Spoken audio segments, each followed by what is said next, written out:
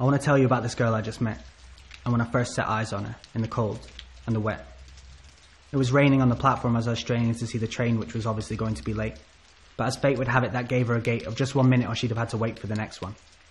It's the only time I've ever wanted to thank the National Rail, as I stepped onto the coach, out of the rain and the hail. As I stood on the train, her just behind me, I saw face after face, realising there's no space. As her eyes meet and then pass, I notice a seat. In my head I'm like, sweet, but in my heart I'm smart. I know that it's fair. I give her a look and point to the chair. She flashes a smile from behind her wet hair. I want to tell you about this girl I just met, and when I first set eyes on her, in the cold and the wet. I watched her as she sat down, me like a rat that had clearly drowned, her like a jewel in the top of a crown, a frown at the man lucky enough to be sat beside her. He's not happy with her choice of seat, as her wet jacket and his leg meet.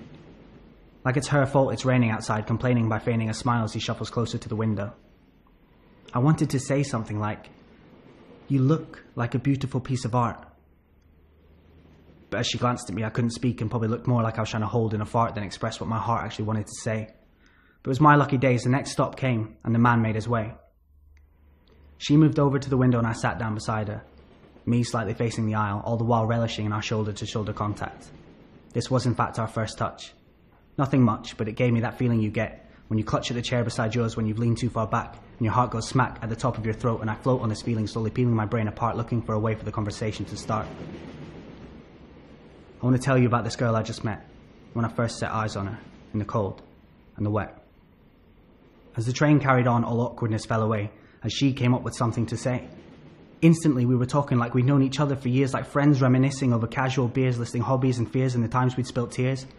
But what felt like just 2 seconds, we were at my destination.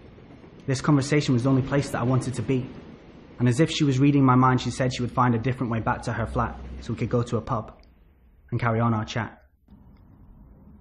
We found a nice quiet place, and once again, back and forth the conversation was going, flowing almost as quick as the beer. And this moment right here will always stick in my mind, and be that happy place people tell you to find. Because right then, right there, it was perfect. Nothing forced, nothing fake, which would make what happened next even harder to take. As I said goodbye to the barman and made my way out the door, I was just in time to see her head hit the floor. It all happened so quick. She'd been hit by some prick we'd seen drinking in the bar, and yet he decided he'd get in his car. He hadn't got far before he went right into her. I ran over and I held her, knowing it was too late.